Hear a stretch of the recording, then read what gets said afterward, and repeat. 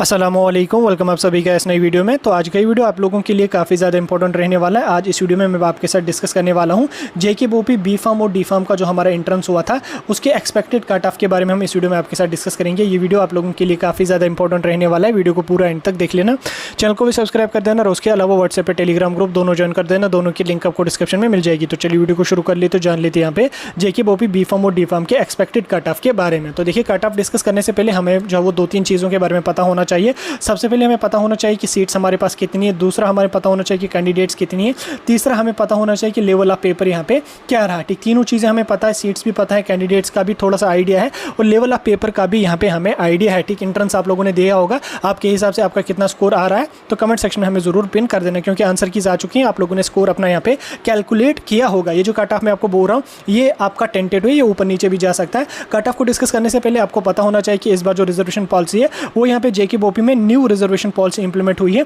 जिसमें कुछ कैटेगरीज के रिजर्वेशन को इंक्रीज कर दिया गया है और कुछ कैटेगरीज के रिजर्वेशन को डिक्रीज कर दिया गया है। जिसमें यहाँ पे एससी के लिए 10% रहेगी, एसटी के लिए 20% रहेगी, आरबीआई के लिए यहाँ पे 10% रहेगी, ओएससी को ओबीसी में डाला उसकी यहाँ पे 8% रिजर्वेशन रहेगी। तो इसी तरह से बाकी डिफरेंट कैटेगरीज की भी यहाँ पे रिजर्वेशन रहने वाली है। कट ऑफ को हम एक एक करके डिस्कस करेंगे, लेकिन उससे पहले थोड़ा सा मैं आपको कट ऑफ का जो डेटा है वो आपको समझा देता हूँ। पहले अगर हम बात करेंगे सीट्स के बारे में, हमारे पास सीट्स कितनी है, तो देखिए सीट्स हमारे पास बी फार्म के लिए अलग है, डी फार्म के लिए यहाँ पे आपकी अलग है। बी फार्म की अगर मैं बात करूँगा तो बी फार्म के लिए यहाँ पे हमारे पास 1040 सीट्स हैं। सॉरी, बी फार्म के लिए 1040 नहीं है, बी फार्म के लिए हमारे पास 330 सीटें हैं, डी फार्म के लिए हमारे पास 1040 सीट्स हैं। ठीक, बी फार्म के लिए जो 330 सीट्स हैं, डी फार्म के लिए 1040 हैं, प्राइवेट और गवर्नमेंट को मिला के। उसके बाद टोटल अगर मैं बात करूँ तो 1370 हमारे पास यहाँ पे टोटल इस बार फार्मेसी में सीट्स हैं। लेकिन इसमें ट्विस्ट ये है कि इसमें आपको डी फार्म में गवर्नमेंट की कोई भी सीट देखने को नहीं मिलेगी, सारी की सारी जो यहाँ पे प्राइवेट है। उसी तरह से बी फार्म की अगर मैं बात करूँ, बी फार्म में एक ही यूनिवर्सिटी है, कश्मीर यूनिवर्सिटी, जो गवर्नमेंट है, बाकी के जो कॉलेजेस हैं वो सारे के सारे प्राइवेट हैं। और उसमें यहाँ पे आपकी 33 सीट्स टोटल है, जिसमें आपकी 5 सेल्फ फाइनेंस की कटेंगी, लगभग 28 सीट्स पे आपको कंपटीशन करना पड़ेगा गवर्नमेंट के लिए। बाकी जितनी भी सीट्स हैं 13,070 की जितनी सीट्स हैं वो सारी की सारी प्राइवेट है, सिर्फ यहाँ पे 28 सीट्स आपको गवर्नमेंट है कश्मीर यूनिवर्सिटी में। उसके अलावा 5 आपका सेल्फ फाइनेंस का भी यहाँ पे रहेगा। हालांकि ये एक बहुत बड़ा ड्रॉबैक है, कश्मीर में प्राइवेट कॉलेजेस ही हैं फार्मेसी में, फार्मेसी जो कि इतना अच्छा फील्ड है, काफ़ी ग्रो हो रहा है, इसमें गवर्नमेंट कॉलेजेस भी काफ़ी सारे यहाँ पे होने चाहिए। ठीक, तो तभी इसमें बच्चे भी फॉर्म यहाँ पे ज़्यादा भरते नहीं। ठीक, कैंडिडेट्स की अगर मैं बात करूँ, कैंडिडेट्स लगभग 3,500 के आसपास हैं जिन्होंने यहाँ पे फॉर्म भरा है इस बार फार्मेसी में। ठीक, उसके बाद अगर मैं लेवल ऑफ पेपर की बात करूँ तो पेपर यहाँ पे आपका जो था वो यहाँ पे मॉडरेट लेवल का ही आया था, जो आपका आता ही अक्सर जेकेबीओपी में टफ वगैरह कुछ भी आपका नहीं आया। ठीक, फिजिक्स केमिस्ट्री बायो तीनों सेक्शन से आपका मॉडरेट लेवल का यहाँ पे पेपर आया थे। तीनों सेक्शन से आपका पता चल गया। अब अगर हम कट ऑफ के बारे में बात करेंगे तो कट ऑफ जो आपका रहेगा कैटेगरी वाइज वो यहाँ पे आपका कश्मीर यूनिवर्सिटी का ही रहेगा, क्योंकि बाकी जो कॉलेजेस हैं वो सारे के सारे प्राइवेट हैं। ठीक, प्राइवेट कॉलेजेस हैं,